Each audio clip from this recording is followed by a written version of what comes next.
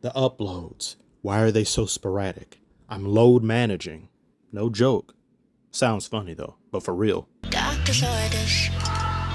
I was told to do this after the last hospital visit, but for everybody watching, please take care of yourself. Do not neglect your health. Make sure your friends and family don't either, even if it's something you feel is inconsequential. Do not put it off for a later date. I say this but can't practice what I preach, but I'm working on it. Just like Team USA is working on their chemistry together, something that they are in short supply of in comparison to a lot of these teams they're facing internationally. Today they faced Giddy and friends from Australia, and the game came pretty close. By halftime it didn't look that way, but due to the same issues that were exhibited against Canada some days ago, my memory is really bad. Was that days ago? I can't remember. Whenever that was, some of the same issues, turnovers, struggle offense at times. This game, however, was a different problem, as well as the turnovers being points in the paint. Australia scored 68 points in the interior. Now, you would think with the amount of bigs that we now have, a category that we were sorely lacking in last year, these types of things wouldn't occur, but you have people like Embiid playing for the other team. Embiid should not be starting over Davis. Why he is at this point, I guess it's just because he won MVP last year. But other than that, I don't see any reason for him to be doing so. Davis is playing amazing. Embiid, however, has gone from the first game against Canada playing like Bronny to this game playing like Thanasis. These are exhibition games, of course, but he's doing things that just simply aren't working. He just looks foolish out there. The foul baiting and all this other nonsense is just, it really gets on my nerves. Someone who's playing better than I thought they would is Anthony Edwards. You know, the man formerly known as MJ's long lost son prior to facing the Mavericks. After the Mavericks, MJ disowned him. He has probably the biggest motor on Team USA. He's hyper aggressive in his play without being too inefficient. He scored 11 points in the first quarter, and the man has tremendous amounts of restraint. Look at what Dylan did to him. I didn't know he did this twice. I poke bears. You can get away with that with Devin Booker. That's Paddington. But you can't do that to Anthony Edwards. You tried that with LeBron and it didn't work out for you at all. Look at Ant's face. He's like, what? Do that shit again, Fault. I'll let you off with a warning this time, gang.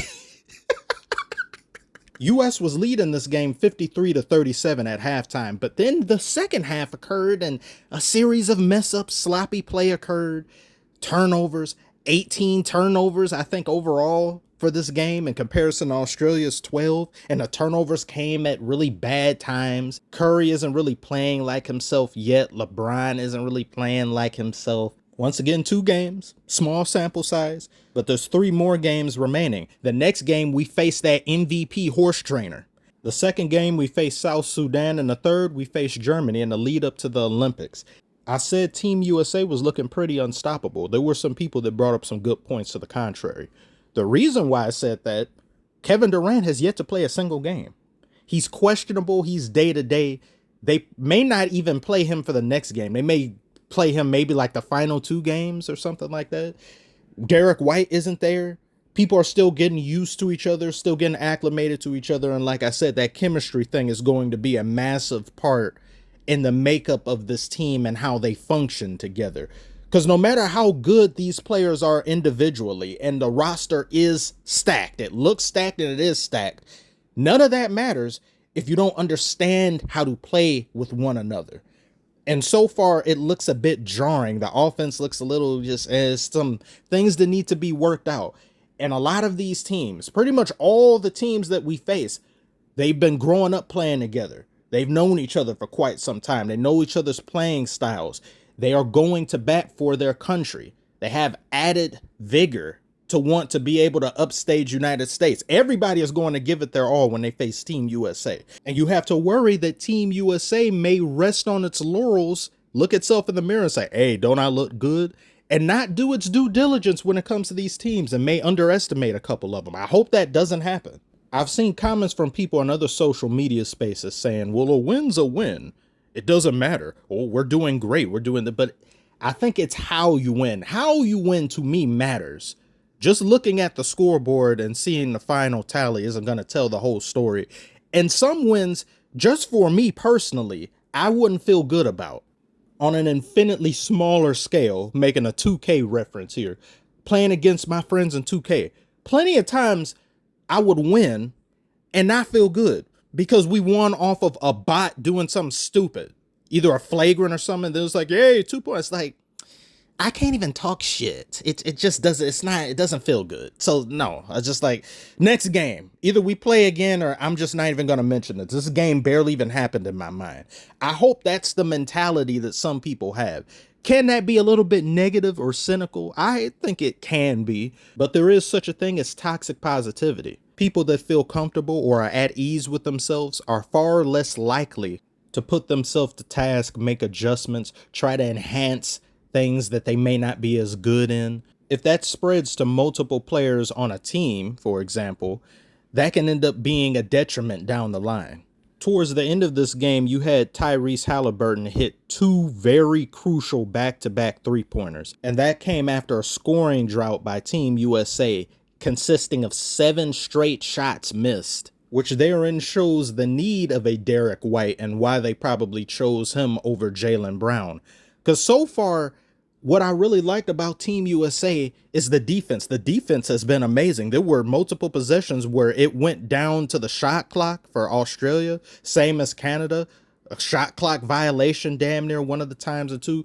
The defense is really good, but converting, I think there's an issue there. Just who's going to do it? Who's going to be the one to take over? There were times Anthony Edwards took over because there was no one really open or trying to do anything to get open, and the offense kind of ground to a halt. But as I'm saying this, I now realize that's yet another problem when it comes to Team USA versus other teams in the world. Taking over doesn't really exist abroad.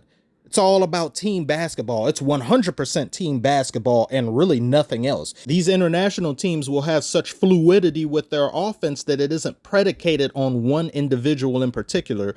Whereas here in the US, we're just so used to, hey, somebody's got to do it. Who's going to go MJ? Who's going to be MJ this quarter? Who's going to be Kobe this quarter? That can sometimes be counterintuitive. Now, this can also be doom and gloom talk, more negative talk, but this is just how I see it, and not wanting to underestimate or be too arrogant to a lot of these international teams, because the competition is far greater than it's ever been in any point in basketball history. We can't just go overseas and expect we're going to beat everybody by 30. That's disrespectful, especially when our best players are past the age of 35. But I've already said that before in a previous video. We'll see how that comes into play when the Olympics fully get started. And I'm really looking forward to this game against Serbia. If you see things another way, though, share your thoughts below in the comment section. Which team do you think has the most potential to upstage or upset Team USA? Or do you think Team USA has a lot to win the gold this year? Let me know. Like and subscribe if you are new, and thank you all so very much once again for watching, and I'll see you on the next one.